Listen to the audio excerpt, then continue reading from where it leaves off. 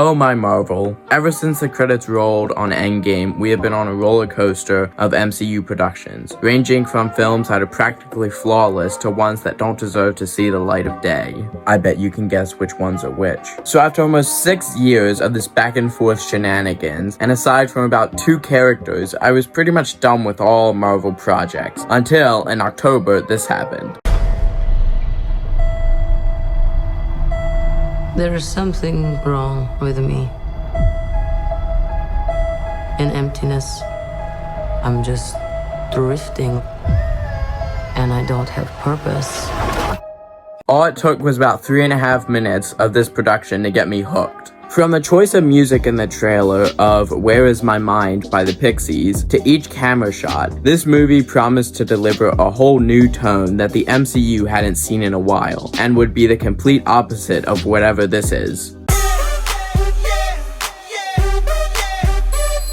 The main theme that the movie seemed to be going for was something along the lines of mental health, which, if delivered correctly, could be such a breath of fresh air. With each new promotional poster or trailer, mine, along with tons of other people's hype, grew. Until, on May 1st, it dropped in theaters. So after watching it with some of my buddies, there are several things that I want to talk about, for better or for worse. The person who I think doesn't get nearly enough credit is the director, Jake Schreier. I'm sure a year or two ago, no one was going, "Boy, I would love to see a movie about these B-tier heroes." However, thanks to Jake, I now want to see this movie several more times. It takes skill to not only make every character feel like they have a central role in the plot, well, almost every character, but also make one of the most hated characters adored by audiences in the span of 2 hours. John Walker is probably one of the most interesting characters in the post-Endgame era. After Falcon and the Winter Soldier, Walker was one of, if not the, most hated character in the MCU. He was on par with Joffrey for most hated character ever. However, after this movie, fans all over the world are slowly starting to appreciate Walker, which I love to see.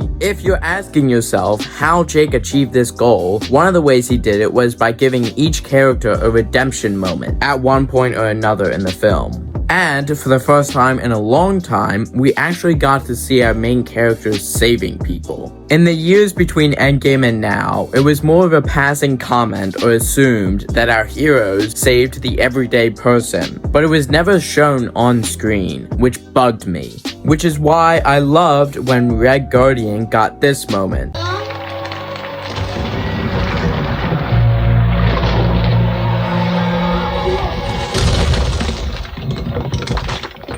Even though what followed was definitely something, Jake.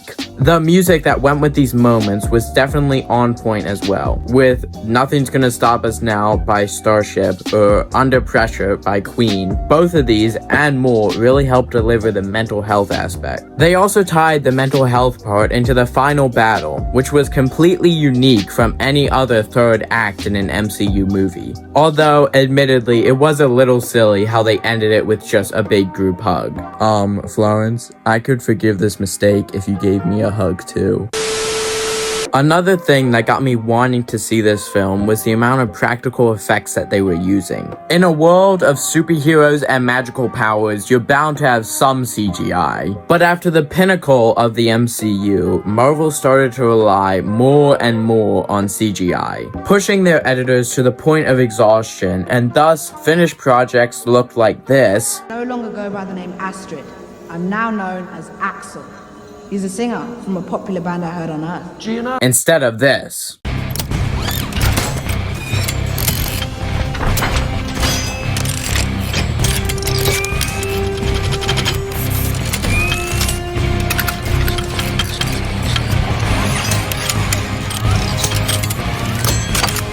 So I was thrilled when they started to show us practical effects that they would be using. From Florence Pugh jumping off the side of a skyscraper to actually blowing up a building. It started to feel like Tom Cruise was involved in some way. But hey, just another reason why I wanted to see the film. But unfortunately, there were one or two things that I didn't really like about the film. The movie felt just a tad bit rushed in the third act, and I think it could have been stretched out a little more. I feel like it would have been cool if we got some more scenes in the void, and while most people argued that they wanted to see stuff from Bucky or John Walker, I think it would be cool if we actually saw stuff from Ghost and Red Guardian's past life, considering we don't know them as well. Also, did anyone else like Valentina? She felt like the Walmart version of Nick Fury leading up to and in this movie, but without the fear factor at all. And almost all of her jokes just fell so flat, but I did like this line. Taking you in, Val.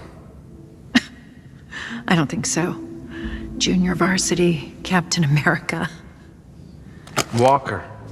Overall, the movie was a fun, well-written story that dealt with several more serious topics. And it actually handled itself and knew when to separate jokes from serious emotional moments. Unlike another film I know, it splits off from the trope that recent MCU films have been going on, a joke fest where nothing lands. But I give this film an 8 out of 10 and an apple pie.